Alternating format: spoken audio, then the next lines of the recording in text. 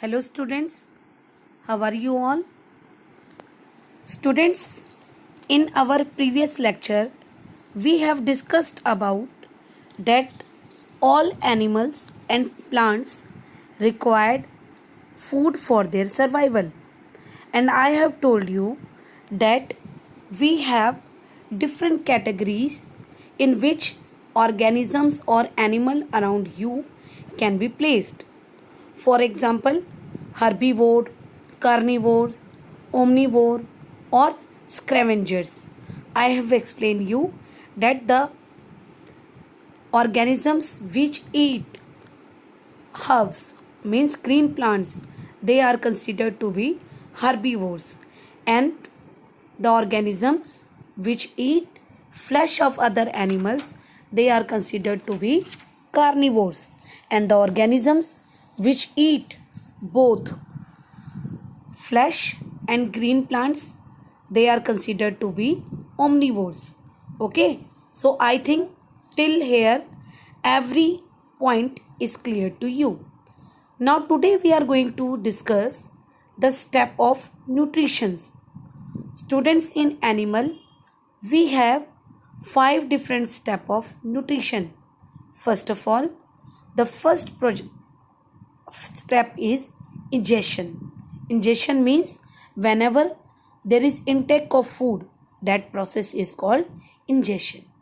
Okay, then in this process of ingestion we have different examples. For example, our human being, they swallow food after chewing it. You know that whenever we eat food, we chew it first with the help of our teeth.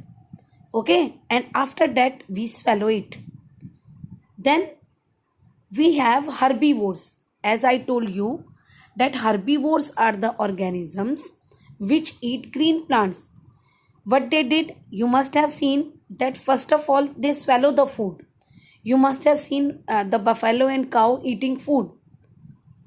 First of all, they eat all the grass, and after that they sit, and after engulfing or after swallowing the food, they again start ruminating the food. That's why they have given the name ruminating animals, which engulf the food first, and after that they keep all the food out inside its mouth, and then start digesting it with the help of different enzymes, and they form curd. Curd. Okay, then if we talk about amoeba, amoeba is a unicellular organism. Unicellular means having one type of cell, and you should know that whenever it captures the food, captures means it, whenever it take the food, it take the food with the help of pseudopodia. What is pseudo? Pseudo means false, and podia means feet. So it forms pseudopodia whenever it get any food nearby it and start engulfing the food. Okay, so by the action of this, amoeba digests the food and take its nutrition. Then if we talk about paramecium, paramecium is also a unicellular organism. All the work of that paramecium are done by only one type of cell. But what is different in amoeba and paramecium? If you see, amoeba did not have small thread-like structure, whereas in case of paramecium, it have small thread-like structure that is called cilia, and these cilia was all over the body of it, and it helped them to move as well as to capture the food. Then if we talk about the insects like butterfly, what they have a tube-like structure, and this tube-like structure is called proboscis. Using this, they suck the nectar of flour. Students, in my previous lecture, I have told you that different organisms have their different food habits. So, if you see that human being is eating something else, herbivores are eating something else, amoeba has its own different food. If we talk about insects, they have their own food habits. If the, for example, the butterfly, they won't eat food like us. They suck the nectar from the flower and take their nourishment. And if we talk about frog, then what is the simple thing about frog, that they capture the prey with their long and sticky tongue. You must have seen the frog have a long and sticky tongue. What this thickness will do, it stick on the insect and help the frog to capture its food. Okay. And if we talk about aquatic organism, what are aquatic? Aquatic means the organisms which are living on water, like hydra.